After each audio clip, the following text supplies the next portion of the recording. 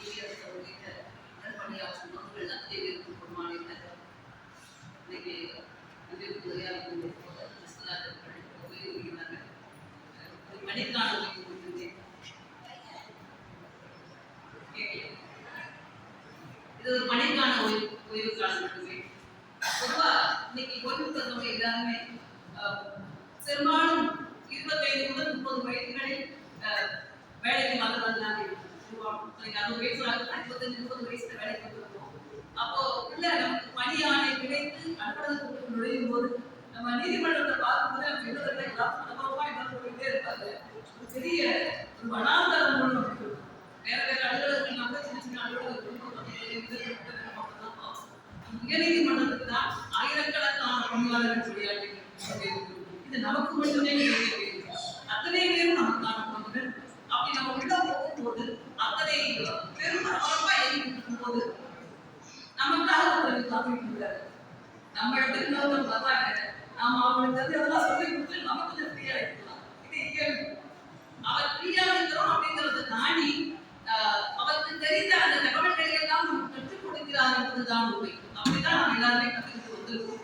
அந்த மாதிரி நிறைய தகவல்களை நிறைய நம்முடைய அலுவலகம் சார்ந்த பணி குறித்து நிறைய பேருக்கு கற்றுக் கொடுத்துருவாங்க.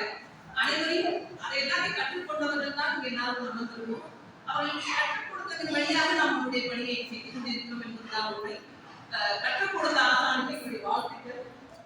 பொதுவா ஒரு நீதிமன்றத்தில் பணியாற்றிட்டு ஒருத்தர் பணி ஓய்வு பெற்றார். சும்மா ஒரு படிச்சதை பார்த்தேன். நீங்க இத்தனை வருட காலமாக நீதிமன்றத்தில் பணியாற்றினீர்களே, என்ன செஞ்சீங்க அப்படின்னு சொல்லி கேட்டிருக்காங்க. கேட்கும்போது இளம் பணியாளர் ஒரு ஓய்வு பெறுகின்ற பணியாளர்களை பார்த்து கேட்டிருக்காங்க. அப்போ சொல்லியிருக்காரு, பெரும்பாலும் என்ன ஃபைலிங் இருக்கும், ரெக்கார்டிங் இருக்கும், தீர்ப்புகளை தட்டச்சு செய்வோம், அப்படிலாம் இருக்கும். அவர் சொன்னாருன்னா, நான் தீர்ப்புகளை உருவாக்கவில்லை, ஆனால் தீர்ப்புகள் உருவாக ஆக்கப்பூர்வமாகவும் ஆத்மார்த்தமாகவும் நான் பணி செய்திருக்கிறேன் அப்படின்னு சொல்லியிருக்காங்க. அந்த வகையில் ஒவ்வொரு பணியாளர்களும் ஆக்கப்பூர்வமான ஆத்மார்த்தமான பணியை செய்து கொண்டிருக்கிறோம். அதுக்கப்புறம் பணி செய்து ஓய்வுகளுக்கு என்னுடைய பிரமாத வாழ்த்துக்கள். உன் செயல்களை ஆண்டவர் உறுதிப்படுத்துவார், உன் உழைப்பின் பலனை காண்பார். சங்கீதம் 110:2. நீங்கள் இந்த செயல்களை செய்வீர்கள் நீங்கள் வழங்கும் ஆண்டவர் உறுதிப்படுத்தி இருக்கிறார். அதனுடைய பலனாக அத்தனை உறவுகளையும் உங்களுக்கு நீங்கள் வழங்குகின்ற இறைவன் கொடுத்திருக்கிறார். நல்ல மனிதன் தன் செயல்களில் ஆசீர்வதிக்கப்படுவார், அவர் சந்ததி கிடைக்கும். சங்கீதம் 112:2. அதுபடி நல்ல செயல்களால் ஆசீர்வதிக்கப்பட்டிருக்கிறீர்கள். உங்களுடைய சந்ததி கிடைக்க நீங்க எல்லாம் பண்ணால் நீங்கள் வழங்கும் இறைவனுக்கு உங்களுடைய உலகாத வாழ்த்து.